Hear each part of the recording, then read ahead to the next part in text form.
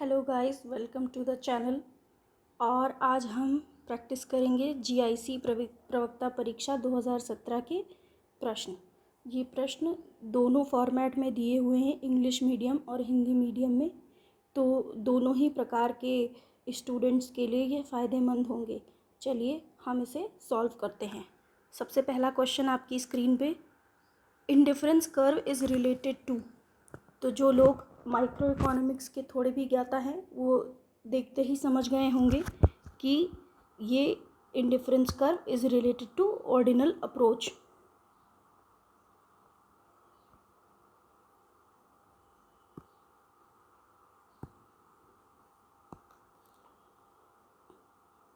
और यहाँ इसकी व्याख्या भी दी हुई है।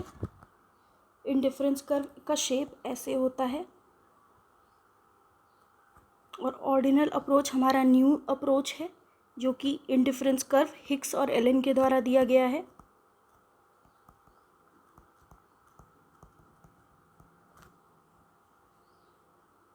और आईसी कर्व डाउनवर्ड स्लोपिंग बनता है। इसकी कई सारी प्रॉपर्टीज़ है जिसमें से एक है कि ये कभी एक्स एक्सिस को टच नहीं करेगा या इधर वाला वाई एक्सिस को टच नहीं करेगा। इधर हम गुड एक्स लिखते हैं और इधर हम गुड वाई लिखते हैं। दोनों ही आईसी कर्व में दोनों ही गुड के कंजम्पशन पे समान रूप से सेटिस्फैक्शन मिलता है। चाहे हम इस पॉइंट को कंसिडर करें, गुड वाई का कंजम्पशन अगर इतना कर रहे हैं या गुड एक्स का कंजम्पशन इतना कर रहे हैं, या फिर इस पॉइंट को ले जहाँ पे गुड वाई का कंजम्पशन कम कर रहे हैं और गुड एक्स का कंजम्पशन ज़्यादा कर रहे हैं, दोनों ही जगह पे ए पॉइंट और बी पॉइंट पे सेम अमाउंट में सेटिस्फैक्शन कंज्यूमर को मिलेगा। आईसी कर्व कभी एक दूसरे को इंटरसेक्ट नहीं करते या कभी ऐसे नहीं बनाए जाएंगे। एक ये हो गया। और इसके अलावा एक और बहुत इम्पॉर्टेंट प्रॉपर्टी है आईसी कर्व की कि आईसी कर्व ऐसे ऐसे ऐसे IC1 IC2 IC3 जितना ही हम हायर चलते चले जाएंगे हमारा सेटिस्फैक्शन उतना ही बढ़ता चला जाएगा। कुछ बातें और ध्यान में रख लेते हैं ऑर्डिनल अप्रोच की। जैसा कि इसमें लिखा है कि उपभोक्ता विवेकपूर्ण है यानी कि रैशनल है और उसे परफेक्ट इन्फॉर्मेशन है, हर जगह की पूर्ण ज्ञान है। क्रमवाचक माप संभव है। क्रमवाचक मतलब हम अपनी प्रेफरेंसेस को क्रम वाइज लगा सकते हैं। निबल क्रमबद्धता पर आधारित है और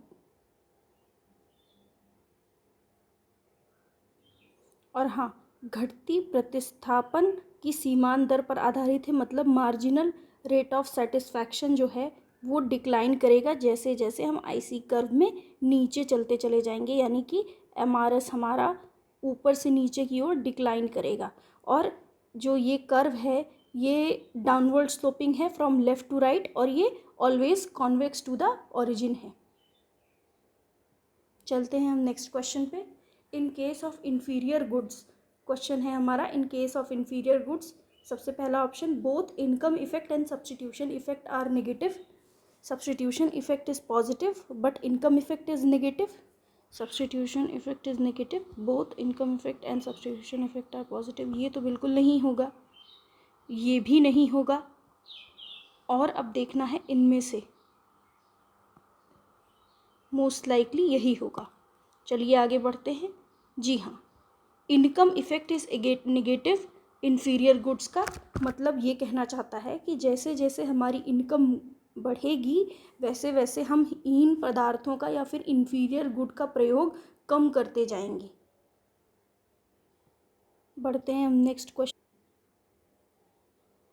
इन which condition a competitive firm in short run will stop the production when the price is less than ABC। सबसे पहला ही वाला ऑप्शन होगा, देखते ही पता चल गया। कहना चाहता है कि कौन सी फर्म शॉर्ट रन में प्रोडक्शन स्टॉप कर देगी। अगर कोई भी फर्म अगर इतना भी लाभ नहीं कमा पा रही है कि वो अपने फैक्टर्स ऑफ प्रोडक्शन जैसे कि लेबर को सैलरी दे सके या बेसिक जो डेली के खर्चे हैं वो निकाल सके, अगर वो भी नहीं कर पा रही है तो फर्म को प्रोडक्शन स्टॉप कर देना चाहिए। इसको एक और नाम दिया गया है जिसको बोलते हैं शट डाउन पॉइंट। अब आते हैं नेक्स्ट क्वेश्चन पे। Who amongst the following develop the concept of group equilibrium. सबसे पहला है option Hicks, Sraffa, John Robinson and Chamberlin. Chamberlin ने क्या दिया था? Monopolistic competition, monopolistic competition. और उसके अलावा चैम्बरलिन ने सेलिंग कॉस्ट का भी कॉन्सेप्ट दिया था, ठीक है, और ग्रुप इक्विलिब्रियम की भी बात की थी। जब भी हम कोई सेंटेंस पढ़ेंगे या फिर क्वेश्चन पढ़ेंगे तो उसके साथ जो भी उसके अदर ऑप्शंस होंगे उन पे भी ध्यान देते चलेंगे, या ऑप्शंस या क्वेश्चन से रिलेटेड जो भी अदर टॉपिक उससे रिलेटेड हो सकते हैं। जैसे चैम्बरलिन से मोनोपोलिस्टिक कंपटीशन हो गया, सेलिंग कॉस्ट हो गई, ग्रुप इक्विलिब्रियम हो गया, ये सारी चीज़ें इससे रिलेटेड हैं, इसलिए हम इनकी बात कर लेते हैं। Consider the following factors: price, income and depreciation. Which of the following are more important influencing the demand for durable goods? Okay. Depreciation बिल्कुल होगा, इनकम भी होगा। ड्यूरेबल गुड्स के लिए ऑप्शन हम देख लेते हैं, ऑल ऑफ द अबव ही होगा। जी हाँ, बिल्कुल सही। प्राइस होगा, इनकम होगा और डिप्रिसिएशन होगा। ड्यूरेबल गुड्स वो गुड्स होते हैं जो कि जैसे कि फॉर एग्जांपल आपका फ्रिज हो गया, जो लंबे समय तक चल सकते हैं, जिनको एक बार आपने ख़रीद लिया तो सालों साल आप उनका इस्तेमाल कर सकते हैं, जैसे कि फ्रिज हो गया, टीवी हो गया या मोटरसाइकिल हो गया, ठीक है। तो इनको ख़रीदते समय हम 3 बातों का ध्यान रखते हैं, इनकी कीमत का, और हमारी कितनी आय है, क्षमता कितनी है ख़रीदने की, और डिप्रिसिएशन कितना है। नेक्स्ट हम क्वेश्चन पे आते हैं। Question number 6, which one of the following is not the assumption of cardinal approach to the utility analysis. निम्न में से कौन एक उपयोगिता विश्लेषण के संख्यावाचक दृष्टिकोण की मान्यता नहीं है? सबसे पहला ऑप्शन है utility is measurable in terms of money. Utility is measurable in terms of money. जी हाँ, बिल्कुल। Marginal utility of money, cardinal का यही बेसिक अजम्पशन है कि marginal utility of money constant रहेगी। कंज्यूमर रैशनल पर्सन है, ये तो रहता ही है। Consumer does not know the price,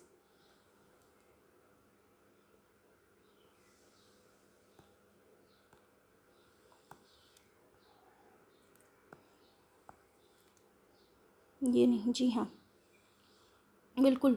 consumer does not know the price can not be applicable for the firm in perfectly competitive market, an average and marginal revenue coincide because firm is a price taker. There is constant returns to scale to some factors. It is the condition from profit constant return to scale.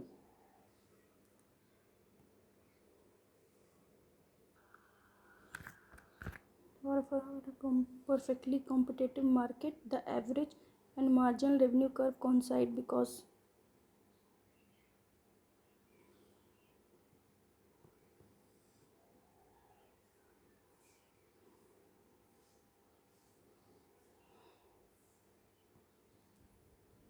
Firm price taker है, मगर इस वजह से there is a constant return, it is condition for profit maximization would be a best answer.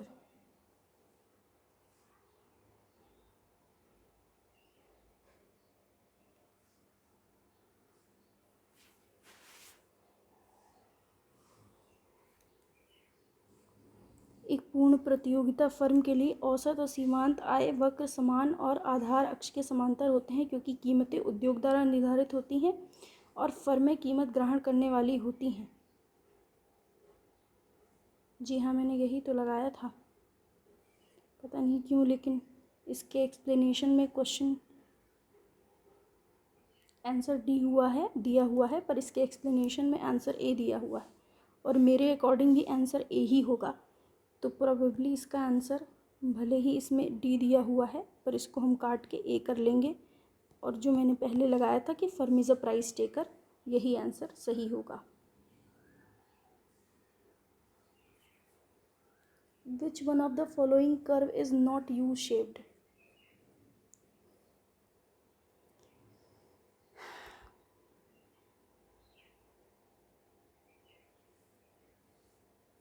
Average variable cost भी ऐसे बनता है, marginal cost ऐसे बनता है, एवरेज कॉस्ट ऐसे बनता है, ये केवल ऐसे बनता है। ये रेक्टेंगुलर हाइपरबोला के फॉर्म में होता है, ना कि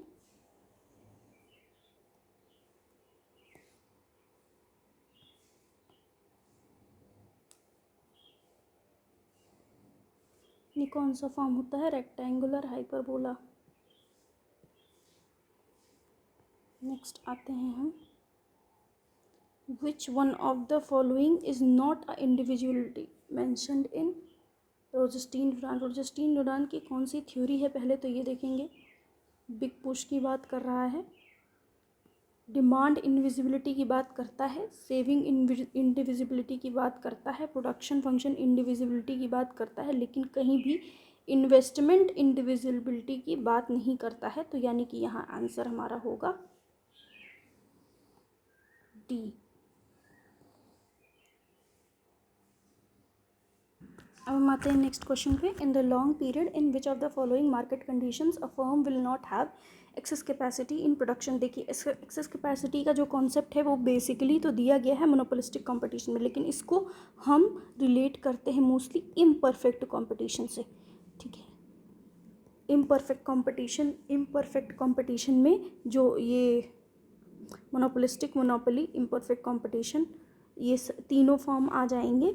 और ओलिगोपोली, इन सब में हम कहीं ना कहीं एक्सेस कैपेसिटी की अवधारणा को फोकस करते हैं, लेकिन यहाँ पे चूंकि क्वेश्चन पूछा गया है, a firm will not have an excess capacity in production, will be B. What is true for collusive oligopoly? Collusive मतलब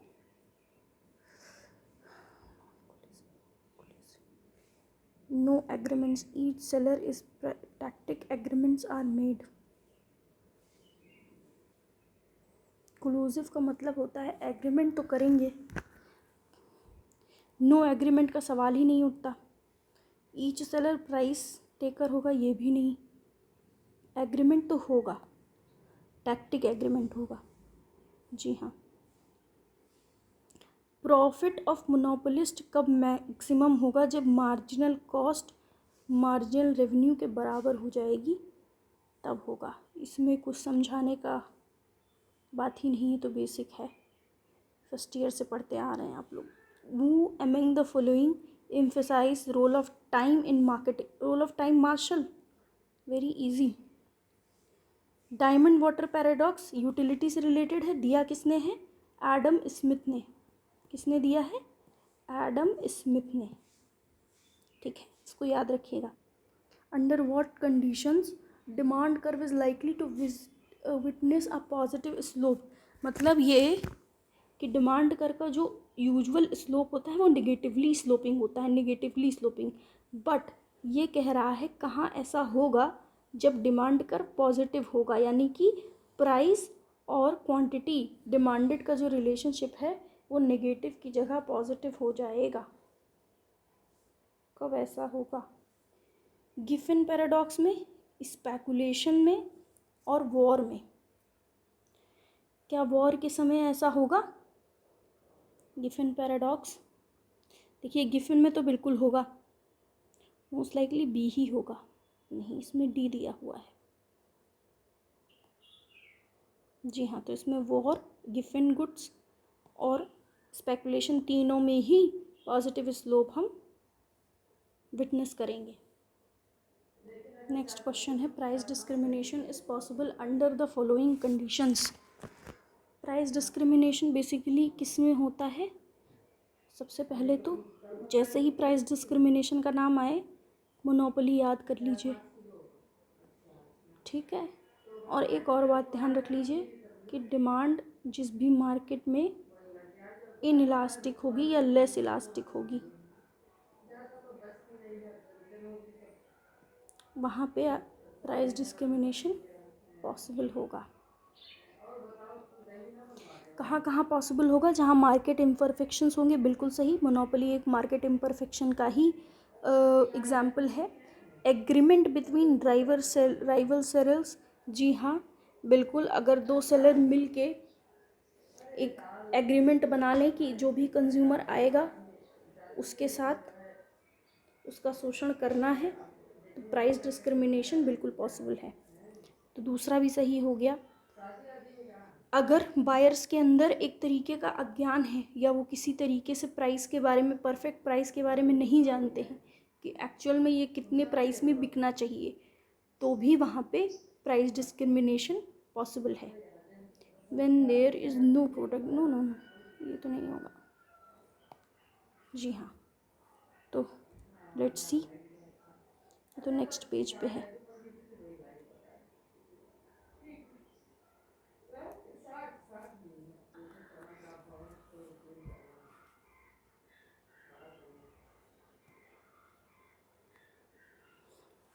Indicate the assumption of bilateral monopoly. Indicate the assumption of bilateral monopoly. Bilateral monopoly क्या होता है? दोनों side से monopoly, यानी कि खरीदने वाला भी एक है, बायर भी एक है और सेलर भी एक ही है। There is single commodity with no substitution, बिल्कुल सही। Monopolist is its sole producer and seller and monopolist is only buyer, बिल्कुल सही। हालांकि ये सेंटेंस कोई बहुत क्लियरली लिखा नहीं है, मोनोपोलिस्ट नहीं होगा यहाँ पे, कायदे से मोनोप्सनिस्ट होना चाहिए। बायर, चलिए कोई नहीं, लैंग्वेज में दिक्कत है। Which one of the following kinked demand curve, जी बिल्कुल, ओलिगोपोली में किंग डिमांड कर्व से जुड़ी हुई कई सारी बातें हैं। सबसे पहला तो ये जान लीजिए कि किंग डिमांड कर्व का दिया किसने है? पॉल एम स्वीजी ने। शेप कैसा है? ऐसे है। इसके ये कौन सा कर्व है? AR कर्व है, ठीक, ये AR कर्व है। और इसके अलावा MR कर्व नीचे जो इसके बनता है, सॉरी थोड़ा गलत तरीके से बना है, इसको बोलते हैं MR कर्व, ये डिसकंटिन्यूअस है। ये जो किंक यहाँ पे दिखता है, ये प्राइस रिजिडिटी को भी शो करता है और क्वांटिटी रिजिडिटी को भी शो करता है। किंक के जो ऊपर वाला भाग है, ये वाला भाग, ये हाईली इलास्टिक है, ठीक, और जो नीचे वाला भाग है यानी कि B से C तक, वो कम इलास्टिक है, ठीक है। ये हाईली इलास्टिक, ये लेस इलास्टिक। बेसिकली इतनी ही प्रॉपर्टीज़ हैं जो आपकी PGT एग्ज़ाम में पूछी जाती है।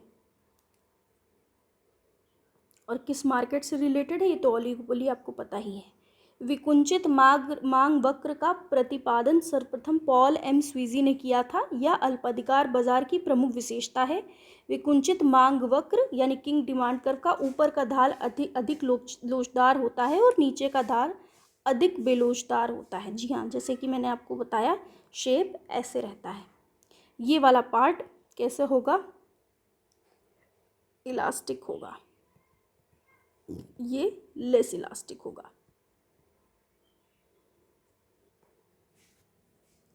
अगर कोई गुड सब्स्टिट्यूट हैं तो उनकी क्रॉस इलास्टिसिटी ऑफ डिमांड कैसी होगी? पहली बात तो नेगेटिव बिल्कुल नहीं होगी, कांस्टेंट बिल्कुल नहीं होगी, पॉजिटिव होगी। और अगर इसका आंसर गलत दिया होगा तो मेरा सही है। जी हाँ, बिल्कुल सही दिया हुआ है। इसमें कोई आपको कन्फ्यूजन नहीं होनी चाहिए। Cross elasticity of demand substitute की, कॉम्प्लीमेंट्री की, आपको पढ़ के ही जाना है। ये सब ऐसे बेसिक क्वेश्चन हैं जो बार बार रिपीट होते हैं, ठीक है। और IC कर्व कॉम्प्लीमेंट का कैसा होगा, सब्स्टिट्यूट का कैसा होगा, बिल्कुल एक बार आप इसको ब्रशअप ज़रूर करके जाइएगा। आपका ये बहुत इंटरेस्टिंग क्वेश्चन है। Next, on the liquidity preference curve as we move up, ठीक है, तो opportunity cost of holding money balances कैसी रहती है? डिक्लाइन होती है, राइज होती है, या कांस्टेंट रहती है? अनसर्टेन। अनसर्टेन तो कोई सेंस ही नहीं बनता, कांस्टेंट रहने का भी कोई सेंस नहीं बनता, डिक्लाइन या राइज में से एक होगा। तो चलिए हम देखते हैं कि एलपी लिक्विडिटी प्रेफरेंस कर्व आखिर बनता कैसे है। ये हो गया लिक्विडिटी प्रेफरेंस कर्व। जी हाँ, इसका शेप कैसा है एलपी का? ये आपका lowest form of interest rate है। जी हाँ, यहाँ पे आई आर होगा, ठीक है। और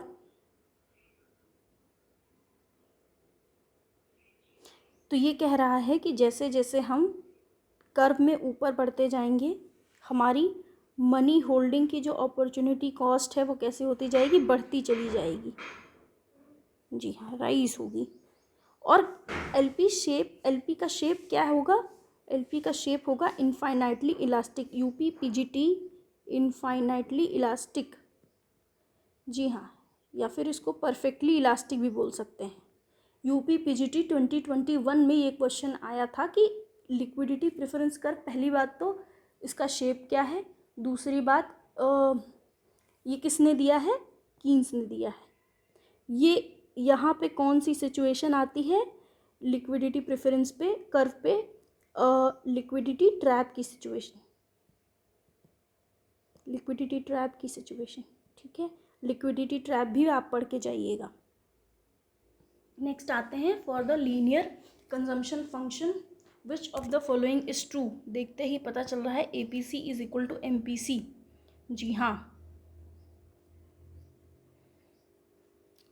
which of the following measure is likely to succeed in controlling the conditions of cost push inflation?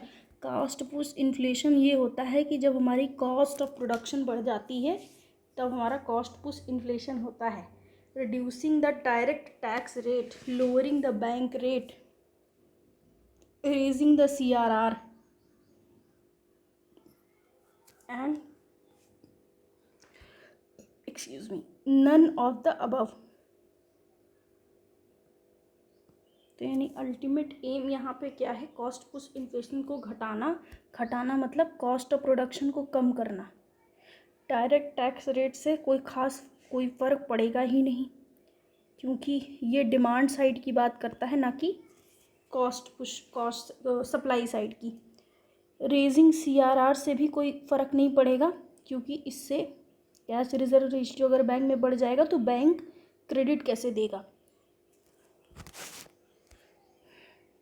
Lowering the bank rate could be possible answer for this, because ultimately this will lead to more credit।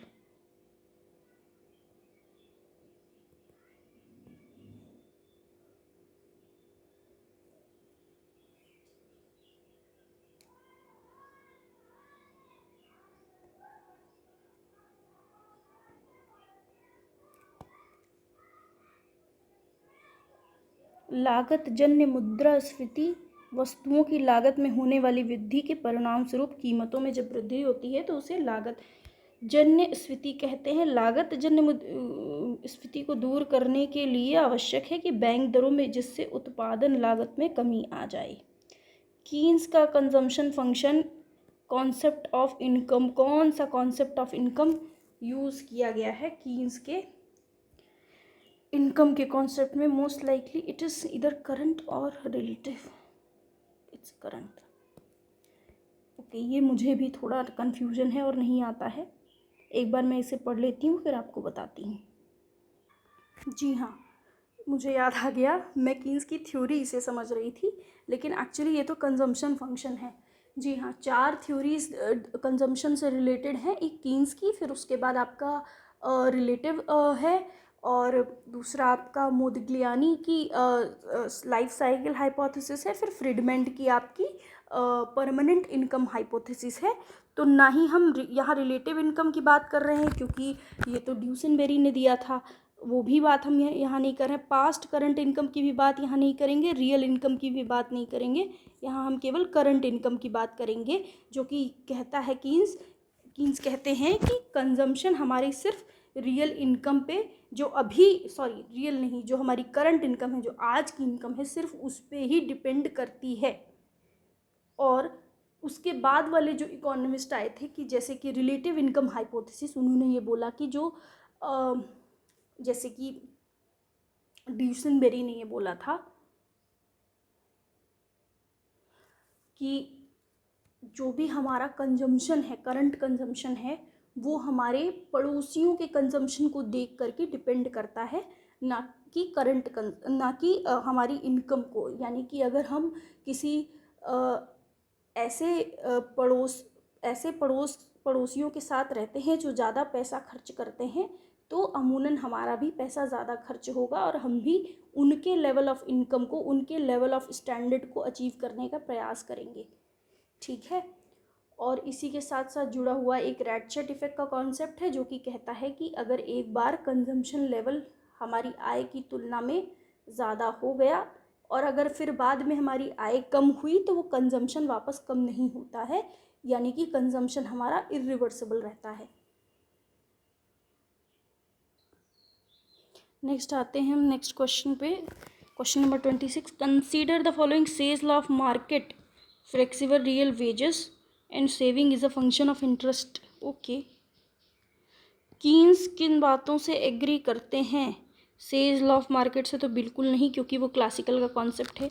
Saving function है rate of interest का, इससे भी कोई खास वो relation नहीं रखते हैं। फ्लेक्सिबल रियल वेजेस की तो कोई बात ही नहीं है, तो यानी कि यहाँ आंसर होगा none of the above. Let's see. जी हाँ, प्रोफेसर कीन्स अपनी पुस्तक general theory of employment interest, ये किस ईयर में दी गई थी? ये किस ईयर में दी गई थी? 1936 में। क्लासिकल को चुनौती दी और यह प्रतिपादित किया कि अर्थव्यवस्था में संतुलन की दशा पूर्ण रोजगार के स्तर से कम रहेगी। अकॉर्डिंग टू, नेक्स्ट क्वेश्चन पे आते हैं। According to Keynes, a situation where amount by which aggregate expenditure would exceed the aggregate output at full employment level, it is demand pull inflation की। पहली बात तो डिमांड फुल नहीं होगा, demand पुल होगा। दूसरी बात,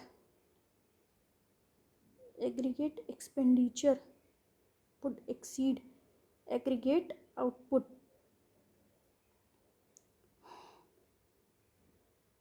it will be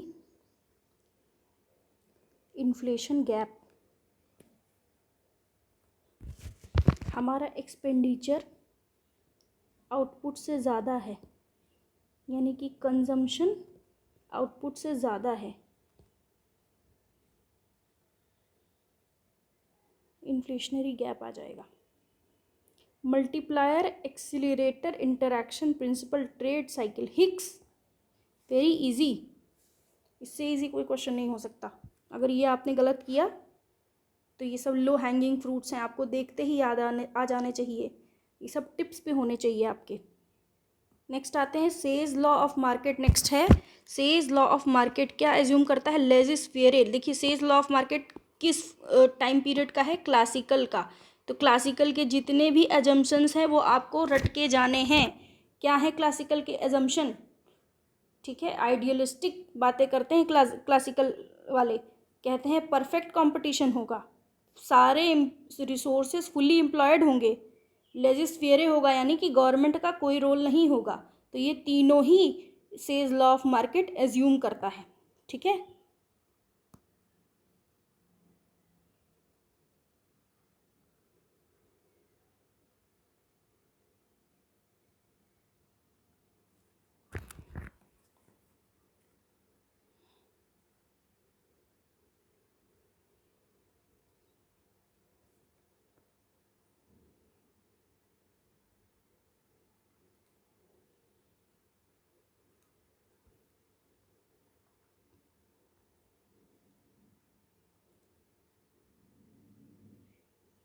question number 30 में मुझे थोड़ा कन्फ्यूजन है, इसलिए हम उसको स्किप कर रहे हैं। नेक्स्ट क्वेश्चन पे आते हैं। Disposable income. डिस्पोजेबल इनकम क्या होती है? जीएनपी माइनस डिप्रिसिएशन बिल्कुल नहीं, एनएनपी माइनस बिल्कुल नहीं, personal income minus personal direct taxes. Disposable income वो होती है जो हमारे पास अंत में बचती है सारे टैक्सेस देने के बाद, ठीक है, उसको हम डिस्पोजेबल इनकम बोलते हैं। नेक्स्ट आता है हमारा, कौन सी ऐसी चीज़ है जो जीएनपी को क्या करेगी, इंक्रीज करेगी, ग्रॉस नेशनल प्रोडक्ट को इंक्रीज करेगी। Increase in investment, rise in interest rate, no. Surplus in budget, a fall in national debt, most likely. जी हाँ, सी मोस्ट अप्रोप्रिएट होना चाहिए। जी हाँ, सी ही है। ओके, नेक्स्ट क्वेश्चन है, which is not well matched Irving Fisher time preference. क्या Irving Fisher ने time preference दिया था? जी हाँ, बिल्कुल दिया था।